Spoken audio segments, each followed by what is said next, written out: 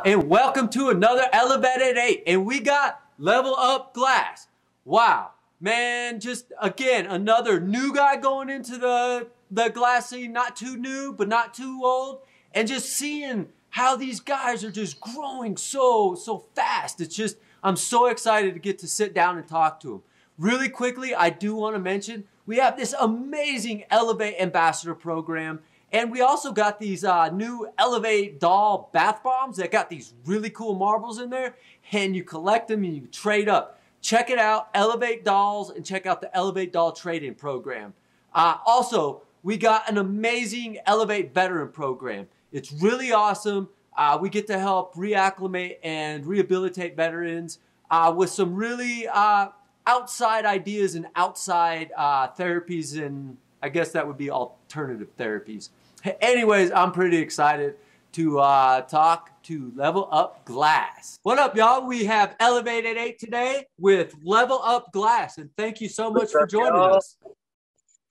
Thanks for having me. I'm really glad to be a part of this of your interview process. Get to actually show my face for once in a while, especially with COVID going and everything. Yep, and it's selfish for me. I get to meet these blowers, and I think it's also selfish to the fans. Like, how else do you get to meet you guys? So hopefully this is great. I hope so too. I'll be a little awkward, but don't worry. I'll kind of keep it on the level. Well, if you rip a big stinky fart, nobody can even know. So I think we'll be all right. So I guess the first question is, how did you get into this glass thing, this thing we call glass blowing? It was purely by chance. And it was one of those deals. It was kind of like a once in a lifetime, offer. I was a glass collector for the local DFW Dallas Fort Worth scene. Buying from Young Bubbles, Straight Glass, and Stabby Joe. And I was frequenting, going to Stabby's shop, just immersing myself, in the whole experience. And one day he just popped the question, he's like, man, you seem like you have a real interest in this, a real passion about it. Do you want to learn how to blow glass? And I was hesitant, but excited at the same time, just because I'm not very artistically talented, or I wasn't. For the longest time, I couldn't sing, I can't dance, I can't draw, paint, play any musical instrument whatsoever, and I didn't want to embarrass myself. But something told me to take the leap of faith with Stabby Joe, and that's how I ended up where I am now. Just 6 years later. Right.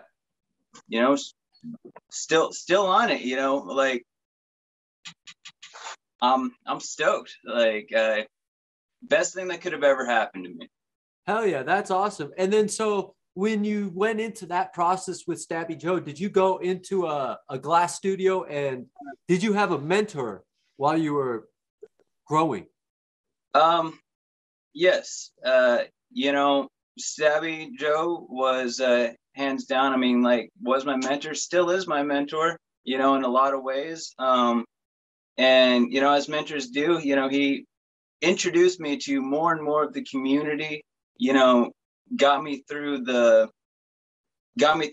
whole, introduction processes, and, just introduced me to a lot of people that were very willing to help me grow. Nice. And become a better glass blower. So,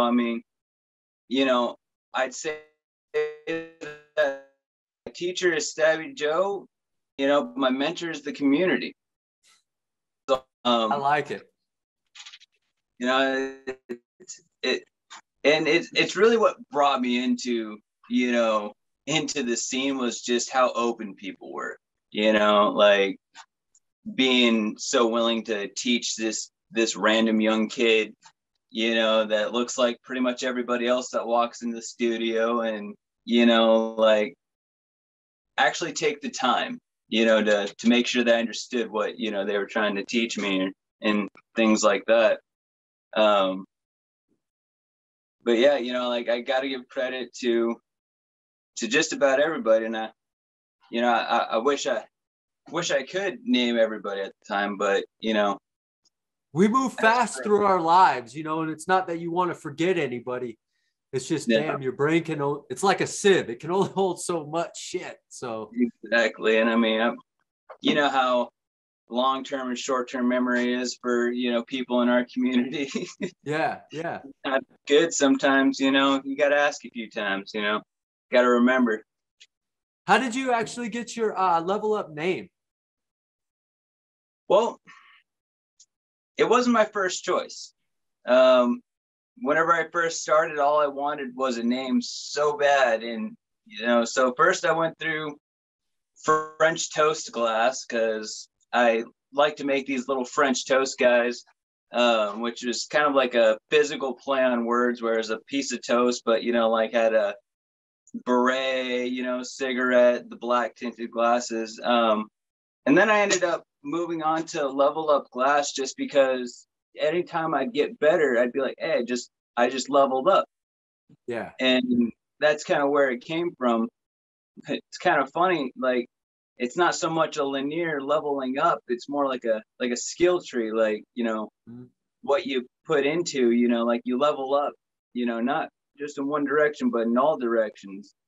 And that's, you know, been a fun part of, I guess, you know, like having my name is that it applies, you know, in many different levels. Right. You live by it basically. And it's a way of life almost that each thing in Exactly. life, you got to keep leveling up. You got to keep improving and get better. So, Exactly. hell yeah. Uh, and then how long you said it's about 6 years that you've been on the torch so far? About 6 years since January of 2015. Hell So yeah, the man. past 6 years.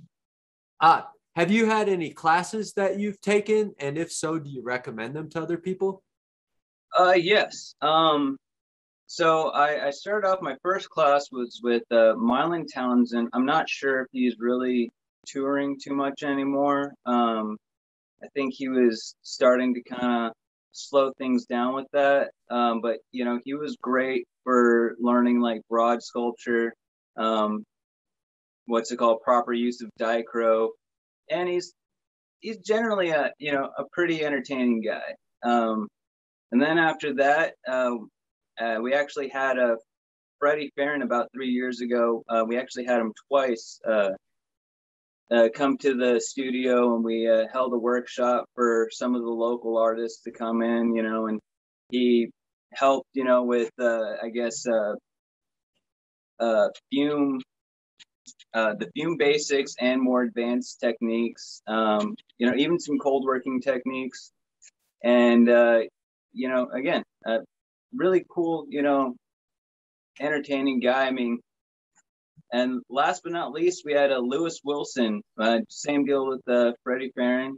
You know, had him come out to the studio, did a workshop, and I mean, man, he's a quick sculpting man. You know, like learned a lot from him. That's where I assume you got a lot of your sculpting techniques maybe developed Actually, from. um, you know, in terms of like increasing my speed for sculpting techniques, I would have to give Lewis Wilson that credit. But honestly and truly, Stabby Joe is he's a primarily a sculpture artist, and so I learned a lot of my basics from him. Like that's my origins with sculpting. Nice. Um, and it's, you know, we've progressed in our own different directions as time has gone on. He's a big zombie hand guy. I typically like, you know, anything cartoon, you know, like uh, it kind of got to a point to where, you know, I was working on stuff, and then I came to realize, you know, that it's not about what you like, you know, what you can do, you know, like it's, if you think you can do it, if you want to do it, just do it, just try it, because 9 times out of 10, if you think you know how to do it, you can do it. You know, you may not be the best at the first time, just keep doing it, Right. And eventually, you know, you'll reach to where you want to be. Yeah, and I think that's a thing in every aspect of life anywhere, whether it's glass or you want to be a financier or a sports person or just a gosh darn makeup artist. The more Absolutely. you do, the better you should get. Time in, skill out, you know, like that's a big draw that I had to glass, you know, in this world of, you know, you could be working in finance or anything like that for years, you know, and then if someone in corporate says they want you out, you're out, you know, no matter how skilled you are, you're out. But with glass, you know, like you get what you put in, you know, like so long as you're willing to put in. Right, right. That's a big thing is what you put in though. Exactly. Where do you get your inspiration and creativity from mostly? Well, I'd have to say cartoons and animation. I've been a big nerd my entire life. Nothing wrong with that. I think we all kind of, nerds are not, that's a whole positive thing now. Nerds are on the rise. We own this generation and the ones to come. Like, yeah. Sorry, jocks. You know, the nerds are in town. I love it. So cartoons and a lot of that is where you get a lot of inspiration. Yeah. You know, but also I kind of like, you know, bringing like little wordplay to life. Just, you know, little 2-bit, 3-bit phrases, you know, that don't really have like an imagery to them. I kind of like bringing them to life in my own way. It was a little cerebral at the beginning and kind of went over a lot of people's heads. So I slowed down on that, you know, really started to focus on what's it called? More relatable art. But I still make a lot of things for myself, you know, that I find is funny. And then I guess the next biggest inspiration is, you know, I've got my cat Chang. I know that sounds a little cliche, but he's been my little buddy for the past 9 years, and it's what I base my cat pendant design on. Yeah. You know, just it's a upside down cat, you know, feet up in the air, and that's just because anytime you go to pet him, he'll flip on his back, latch on, and just start loving on you. That's so cool to see where just that little inspiration came from right there, man. You know, I love it. What is your preferred style or technique that you really, really like to do?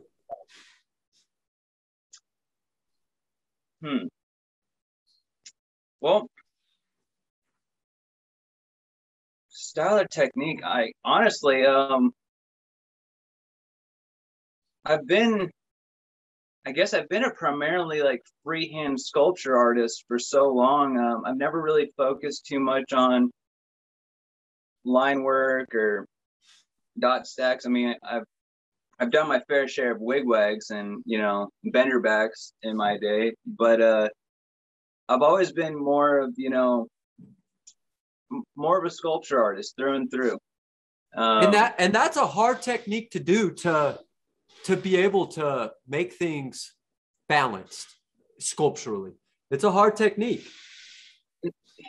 You know, it's got its nuances that, you know, like will reveal themselves as time goes on.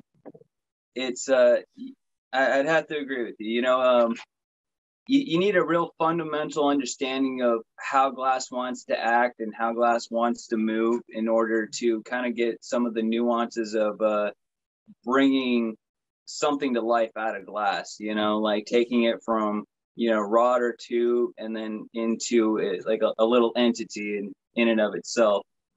But you know, it's what I love.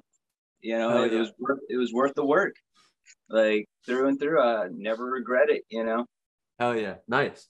And then what are your favorite items to blow? Are they pendants or pipes, recyclers, or?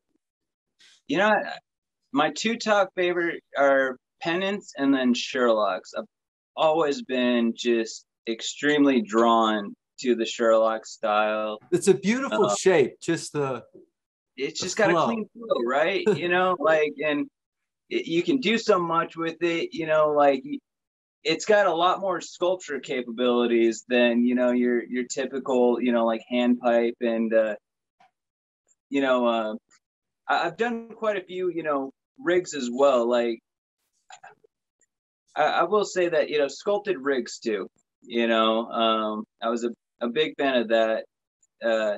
Had to slow down on that past couple of years, thanks to COVID, because couldn't get, you know, liquid oxygen anywhere. Right. It was tough times, but I mean, you know, people needed it, and you know, I mean, at least things are well enough to, I say well enough, but you know, things are moving again to the point where I was able to acquire some. But yeah, Yeah, you know, that's crazy. You know, oxygen has become like this valued resource. I seen that they're talking about not even shooting spaceships up into space because they need liquid oxygen. Like, this is crazy. I'll tell that to the trillionaires, because you know they're still shooting them up there left and right. Well, I know we got the machines to build this oxygen. It's just mind-boggling, like how we don't have it. Like, I know we got it, so we'll figure it out. Do you have any? What's your favorite color to work with? That's a tough one. Favorite color, hands down, to work with. Oof. You know, I'd have to say Amazon bronze. Okay. It's a very unique color. You know, they're not. Unfortunately, it's also, I think it's an extinct color these days, but it was made by Glass Alchemy, Mm-hmm. and it's got this like this raw, you know, like it was supposed to make like a to match pottery glaze. So like, you know, when you're working it and everything, you know, like they're large chunks of metal inside of it still that cause it to like iridize over the surface, and it's a beautiful color, you know, like to say that it's like one of the most underestimated colors, you know, in the industry is a bit of an understatement, just because it has this raw uniqueness that no other color that I know of to date has been made, you know, like, and that's really what, you know, has drawn me to it as well, because like it almost has like this artifact feel, you know, like it's somehow in certain applications it looks like it's almost like corroded or like decaying in its own way. Like if you were to find an ancient artifact that was, you know, bronze or, you know, some other kind of metal, it's just it's a unique color. With that being a color that you love, what's a color that you just stay away from that? Oh, opaline all the way. Opaline, that's a good call. Yeah, it's a beautiful color. It's a crappy working color. Like complete garbage. I mean, you know, if you get it in the sleeve before it starts to deviate on you, you know, you can kind of get away with some things, but it does not like to play at all. Yeah, I remember using it once, and yeah, I forgot about it because it was so shitty. Yeah, see, I bought this a couple of years ago. I've used 3 or 4 rods. It has just been sitting on the shelf. If anybody wants it, you know, hit me up in the DMs. Like, We'll get it out there. I'm just messing. What's the most difficult piece that you've ever attempted, and did you pull it off? Most difficult piece. You know, I've had a few trifling ones in my day. I guess the most difficult, just because of its odd shaping and everything, was I made a banana man rig, about 5-6 inches tall, you know, full banana legs, dope kicks, and it was inspired from you remember like the old meme where it's like, the peanut butter jelly and the baseball bat song? Oh, right. Yeah, and so like I made it off of that, and it was hard to work. It was hard just because I wanted to have like the hard edges and the curve built into it at the same time. But I eventually got it down and done. Built like a built-in drop down in the back deck as like a third leg, because he's leaning back, and that was the hardest part. I was trying to lean him forward, but you couldn't hit it right. It wouldn't get the right function out of it, and so that was one of the more difficult ones. And actually, I've got one other piece, and it's difficult because of its size,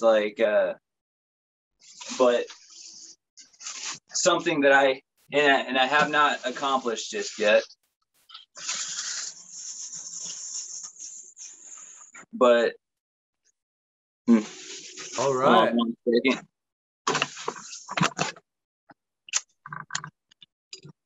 Yeah, that's a big one.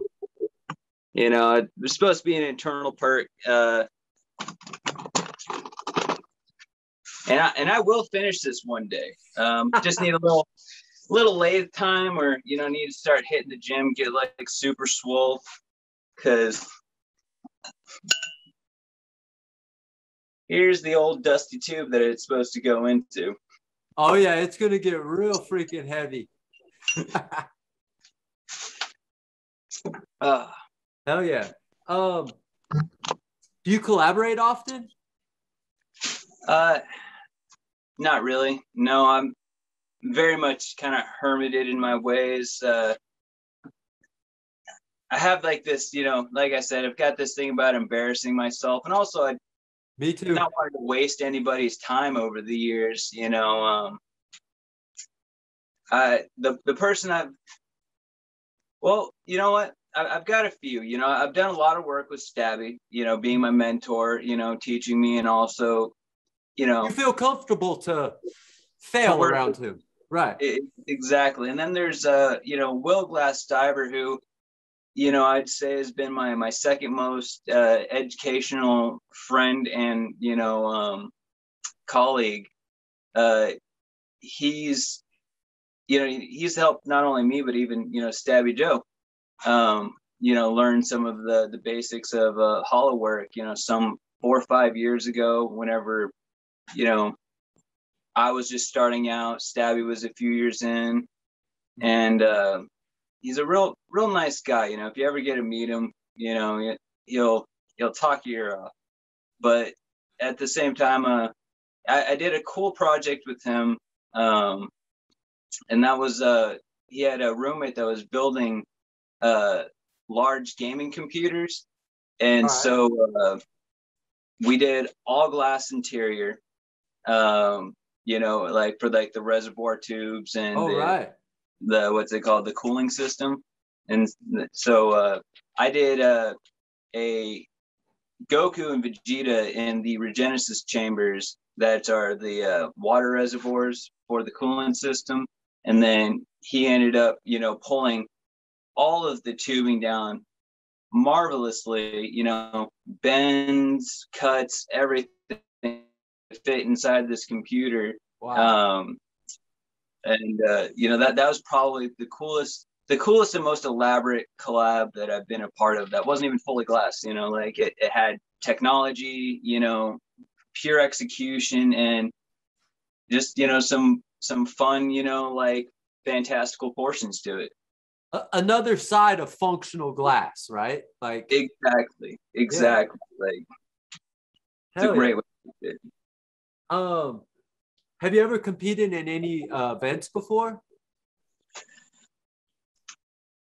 I wouldn't say competed, but I've hopped on, the torch at the Armadillo Art Glass Initiative. It's it's the largest glass blowing event of the year in Texas, which is where I'm based out of. Right. But as far as competition, I have not. All right. Do you consume cannabis yourself? I do. Um, Do you prefer flower, concentrates, edibles, or do you just really like the entire plant as a whole? I kind of like the entire plant as a whole. Each one has its own application. Mm-hmm. If it's the casual day to day, I'm a flower man. Um, if I'm in a social setting, I feel like that concentrates, kind of gets it more to the point, one direction, as far as, the vibe and the feeling that you get, and plus you kind of match with everybody. And then, you know, if it's a lazy day, or just a chill out night, edibles all the way through.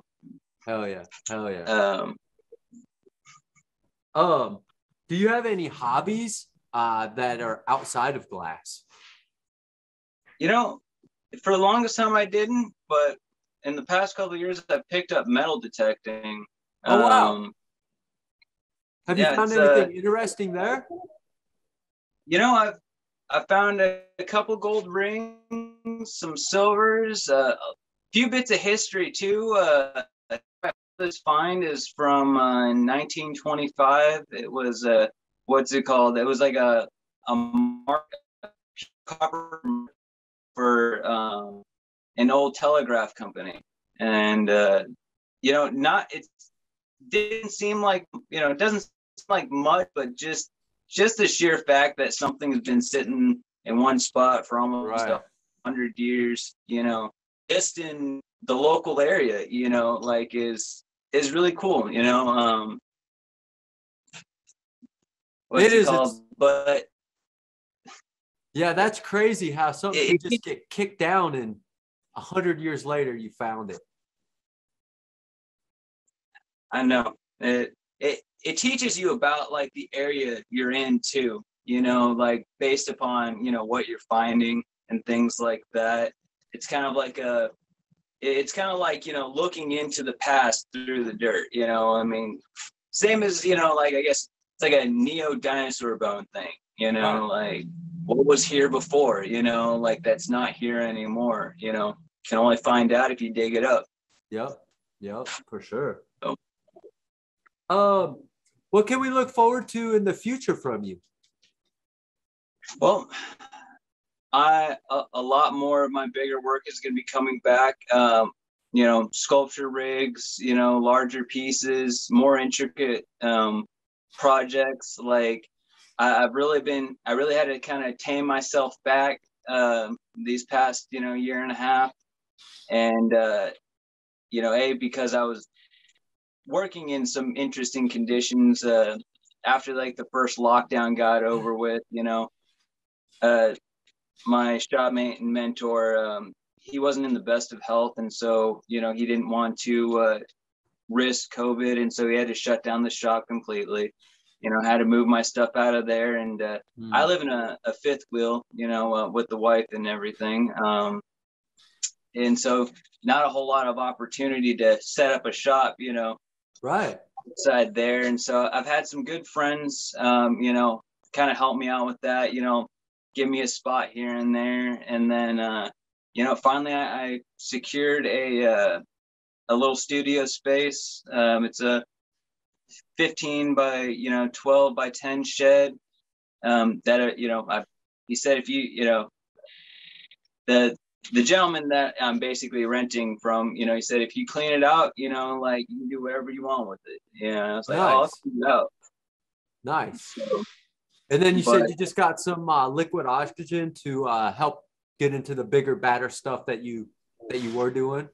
oh, exactly. Yeah. Yeah. Because, before, if I wanted to, do something even minutely a little more complex, I'd kill an entire, compressed tank in an afternoon, and not always guaranteed to, get the project done, depending on how much oxygen I need, what colors I'm working with, and things like that. So I focused solely on smaller works, pendants, and things like that.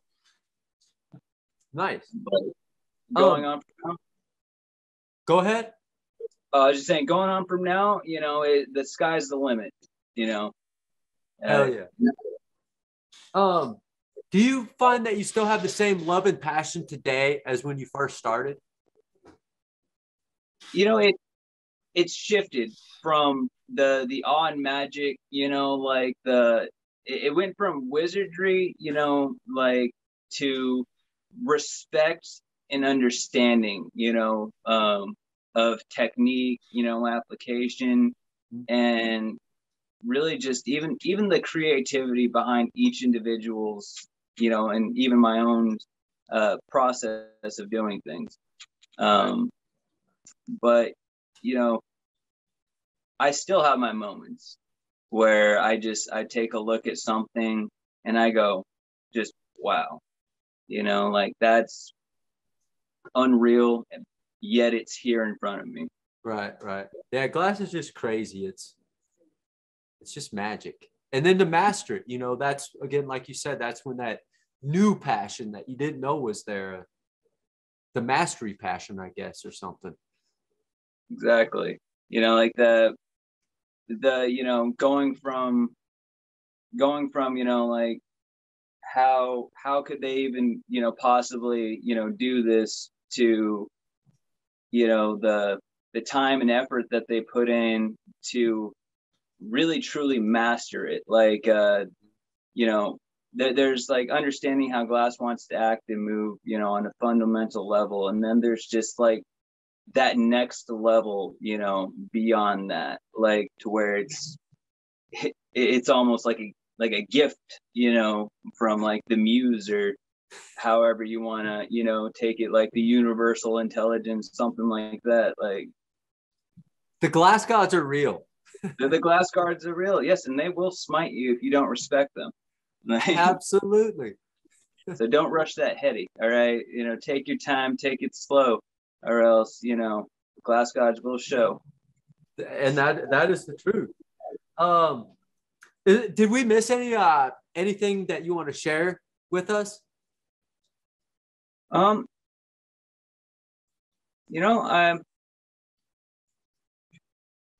I'm just not sure what exactly I wanted to share. Like this is my first time doing an interview at all. Well, thank you, like, man.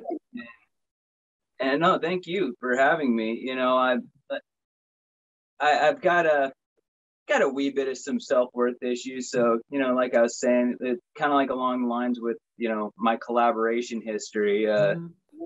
I really kind of kept a humble approach to, who I am as an artist, and as a person.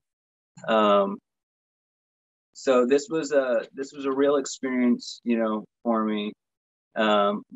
Definitely I'm really happy you got out of the hermit zone and joined me today, because I know how hard it is to get out of there, but the reward is always good. No, absolutely. I'm feeling pumped right now. Like once we hop off of here, I've got some stuff in the works. I gotta I'm planning on getting done. Probably gonna, what's it called, bust out my first big piece in a little while. Nice. And I just want to say thank you, to you and your team, to Rebecca as well, for taking the chance on me, kind of discovering me, and putting me in y'all's, view, if you will. Rebecca, she's a rock star. I mean, what she does for the shops and does that, she relieves me of so much pressure, and again, helps me find artists out there that,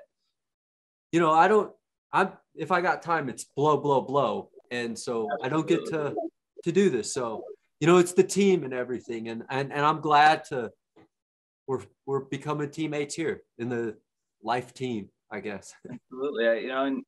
Next time I come through Colorado, I'd love to stop by and, meet everybody in person. You are always welcome. Same.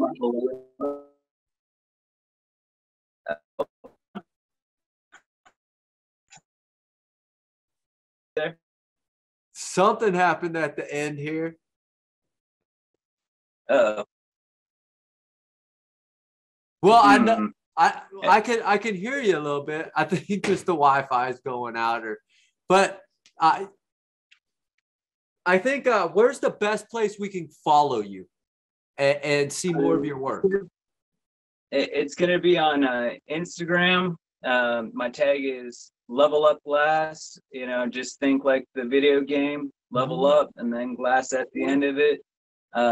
That's where I post mainly. I try to get more on Facebook, but I kind of feel like it's an effort and futility at this point. Just not my favorite platform. So Instagram for sure. And I'm actually looking to get on TikTok. You know, get like just expand out a little bit, and spread out and everything. So yeah, so Instagram, Level Up Glass, best way to go. And let's see, you can DM me, hit me up anytime, like even if it's just for questions. It doesn't even have to be about a sale. If you're just curious about something, I'm more than happy to, help out if I can. If I've got it in here, I'm willing to put it out there. So I love it. Well, I appreciate you so much for having me. It's been a treat, and I look forward to be talking with y'all, more in the future. Hell yeah, Level Up. Well, peace out, man, and make sure you go follow Level Up Glass and Elev8. Have a great one. Well, all right, again and again and again. These things are amazing. Level Up was super cool, and man, I had such a great time. I can't wait to meet him. That is just super awesome. Make sure you go follow him. Be really cool. Also, I want to mention we got our Elev8 veteran program. It's a really cool nonprofit where we help some veterans, and it's just really awesome. I've seen what change in life and embracing cannabis has done for people, and it's pretty cool. Go check it out. Also, we got Elev8 ambassadors. We have it for both Elev8 dolls and Elev8 gents. It's super awesome, really cool, because you're helping me and helping the whole crew here over at Elev8 build our brand, build our lifestyle, build our way of life. And go check it out at elev8ambassadors.com and Elev8, mind, body, spirit.